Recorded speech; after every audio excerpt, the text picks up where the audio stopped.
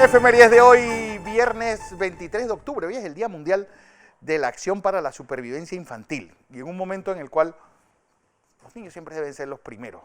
Y sobre todo, pues cuidar a nuestra niñez es vital. Y ahora que vamos a tener un gran retroceso en todos los indicadores sociales, bueno, es de vital importancia pues procurar que dentro de estos nacidos condenados a la pobreza, nacidos pues fuera de sistemas de protección, pues cuidarlos como oro en polvo, que es lo que son.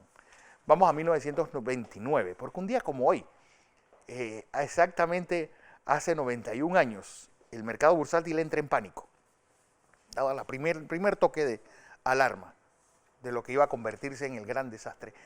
¿Por qué? Porque todo este boom se basó exclusivamente en que uno pues sabía que todas las acciones iban a seguir subiendo permanentemente. Y por ejemplo, Churchill, que era en ese momento ministro de Finanzas inglés, dice, pues no lo vi venir. Imagínense todo este desastre que arrasa con, bueno, solo los Estados Unidos a finales del año 29, es decir, 2 meses después del crack, ya tenían 5 millones de desempleados. Y bueno, con todo lo que generó esa crisis y todo ese hecatombe que estuvo. En nuestro país, por ejemplo, es interesante oír lo que pasó, leer lo que pasó, sobre todo porque teníamos en ese momento un presidente, Florencio Armodio Arosemena, un intelectual, pues un hombre graduado en Alemania, amigo de Albert Einstein. Y llegó un momento en que no había con qué pagarle a los empleados públicos, porque no había ingresos. Vamos a 1940, porque como les dije, un día como hoy nace este hombre, Edson Arantes do Nascimento. El mundo lo conocería como Pelé, y le llaman Pelé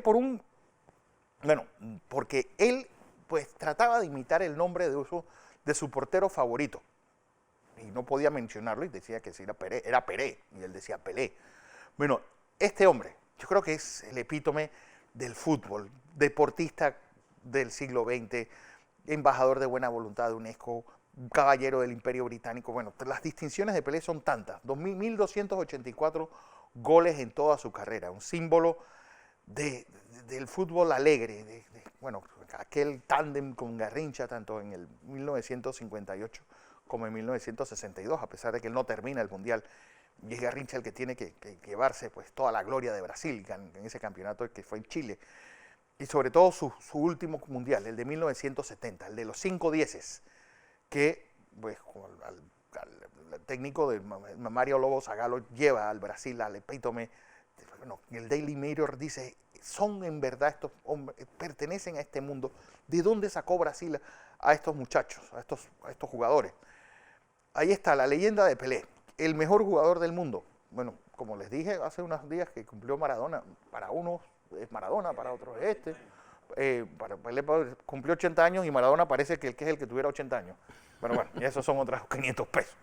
Lo cierto es que él, pues el símbolo del juego bonito, aquel fútbol alegre que pues en 1974 dicen hasta aquí, que el fútbol se va a convertir en algo de fuerza, en algo de velocidad y en un fútbol muy cuadrado. Es el fútbol que vivimos ahora. Vamos a ver si pues, Cristiano Ronaldo y Messi y compañía logran cambiar esa dinámica y volvemos al fútbol que pareciera más lento, pero era más rico en técnica y en táctica.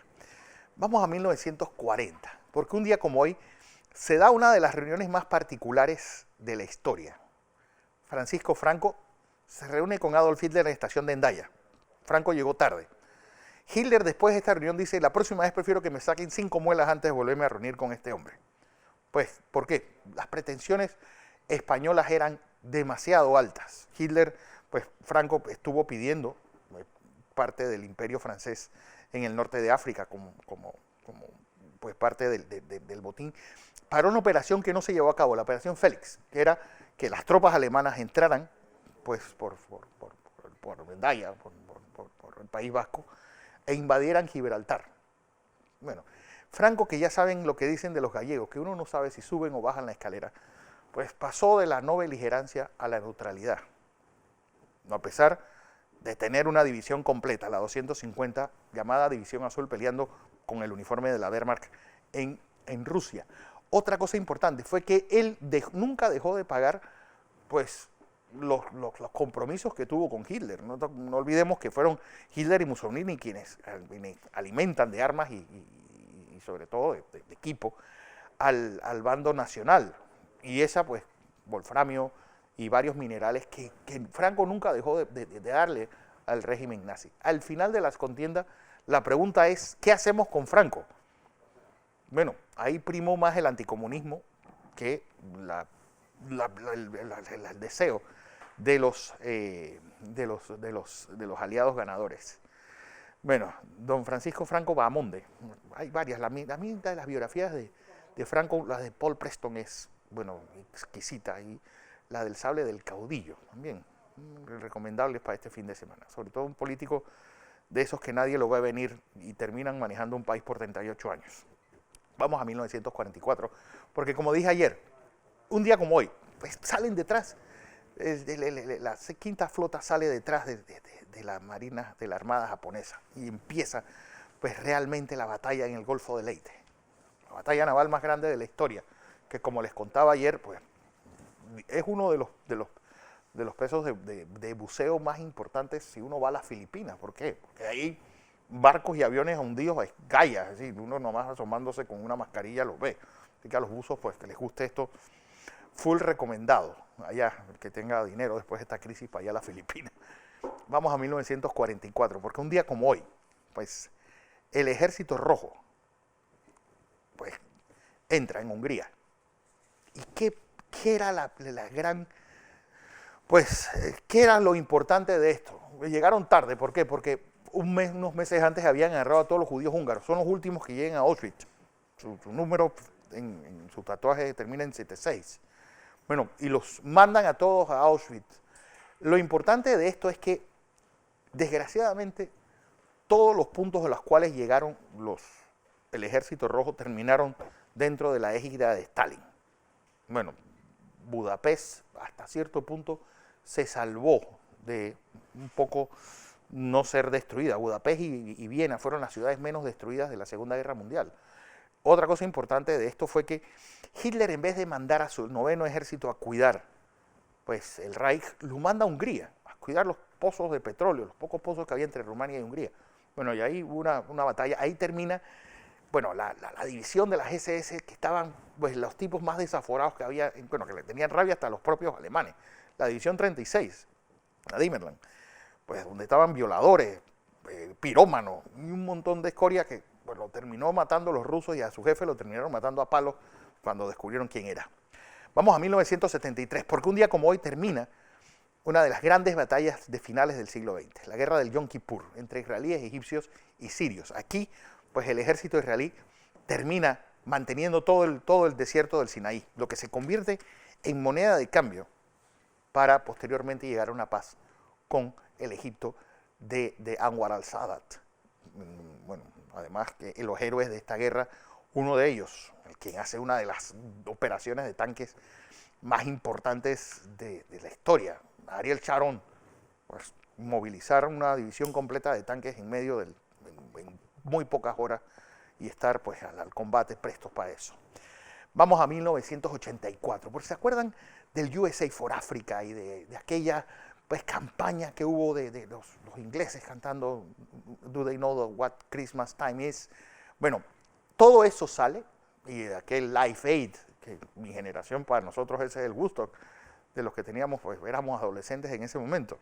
Bueno, todo esto ¿de dónde sale? De una serie de reportajes emitidos por la BBC sobre la hambruna en Etiopía, que se convirtió en símbolo de lo que para la generación anterior había sido Biafra.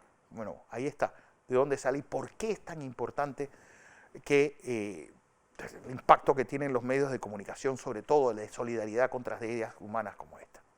2006, tal vez el momento más triste de nuestra historia urbana. Un incendio del bus 8B06 deja 18 muertos y 27 heridos, terminados en esta pira. Una pira de sacrificio para que todos tengamos un servicio de transporte digno. Afortunadamente, pues, desafortunadamente, tuvieron que morir estos panameños de esa forma tan trágica. y ponerle punto final a ese desafortunado sistema de transporte de los cupos y diablos rojos, donde las calles panameñas eran una verdadera selva. Bueno, tanto que no los echamos de menos y ahora pues ya uno no habla del transporte colectivo como alguna desgracia, como lo que fue hasta ese momento. Hoy pues Panamá, pues yo creo que es un paso cualitativo, no solamente la llegada del metro, sino también pues el Metrobús, y ha hecho pues de las calles un lugar menos salvaje y más habitable. Así que aquellos fallecidos y sobre todo esos heridos que terminaron con esas secuelas después de 8 veces, después de ese incendio de la Cresta, hoy debemos agradecerles, que podemos movilizarnos de forma digna y sobre todo ser tratados como seres humanos y no como bestias de carga, que era lo que uno sentía cuando montaba un diablo rojo.